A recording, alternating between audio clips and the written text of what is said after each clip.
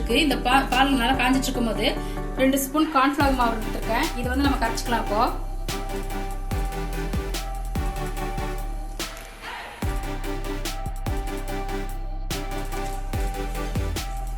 பாருங்க, கார்ன்ஃபிளவர் மாவு பால் ஊற்றி கரைச்சிருக்கேன். இப்போ இந்த பால் ஊற்றி நல்லா மிக்ஸ் பண்ணி வேக வச்சுக்கலாம்.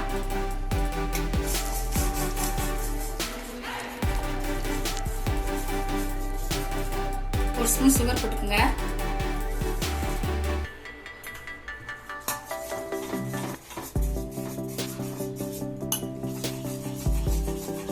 நல்லா கைவிடாம கலக்கிக்குங்க, கட்டி சேராம. பாருங்க, இந்த கார்ன்ஃபிளவர் மாவோட இந்த சீஸையும் போட்டு நல்லா வேக வச்சுக்கலாம்.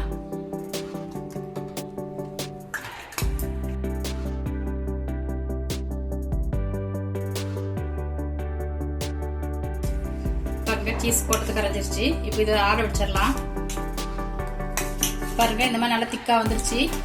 பாருங்க, நல்லா வெந்துருச்சு. இப்போ இதை ஆஃப் பண்ணிட்டு இப்போ நம்ம மாம்பழத்தை எடுத்து வச்சிருக்கலாம். அந்த மாம்பழத்தை வந்து மிக்சியில் அரைச்சிக்கலாம். பாருங்க, மாம்பழத்தை தோல் சீவி எடுத்து வச்சிருக்கேன். இது மிக்சியில் போட்டு நல்லா அரைச்சிக்கலாம்.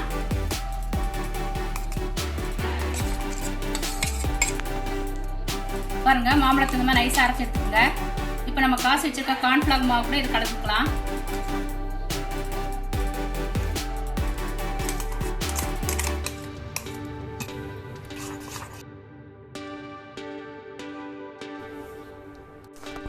பாருங்க, இந்த சேமியாவோட நம்ம அன்சால்ட் பட்டர் வந்து எடுத்து வச்சிருக்கோம். அதை கொஞ்சம் கொஞ்சமா ஊற்றி நல்லா பிசைஞ்சுக்கலாம்.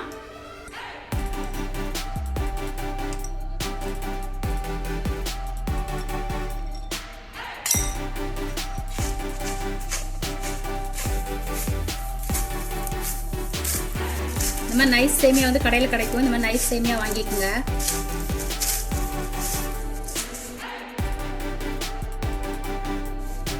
பாருங்க, நல்லா பட்டர் ஊற்றி நல்லா பிசைஞ்சு வச்சாச்சு. இப்போ நம்ம ஒரு பேனில் வந்து இப்போ எல்லாத்தையும் செட் பண்ணிக்கலாம். பாருங்க, இது நல்லா அடித்திக்கான பேனில் வந்து நம்ம செஞ்சு வச்சிருக்க சேமியா கொஞ்சம் போட்டுக்கலாம்.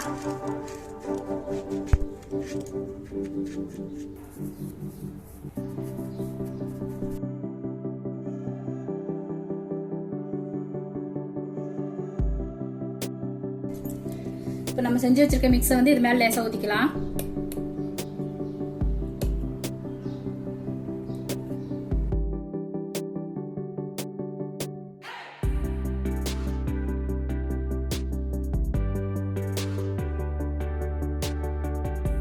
பாருங்க, மீதி இருக்க சேமியா இது மேல போட்டுக்கலாம்.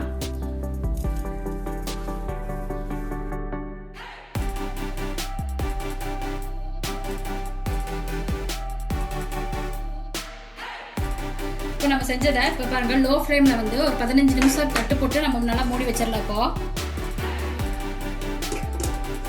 இது 15 நிமிஷம் நல்லா வேகிட்டுது. லோ ஃப்ளேம்ல இருக்கணும், ஹைல வச்சிடாதீங்க. இப்போ 1/4 மணி நேரம் ஆச்சு.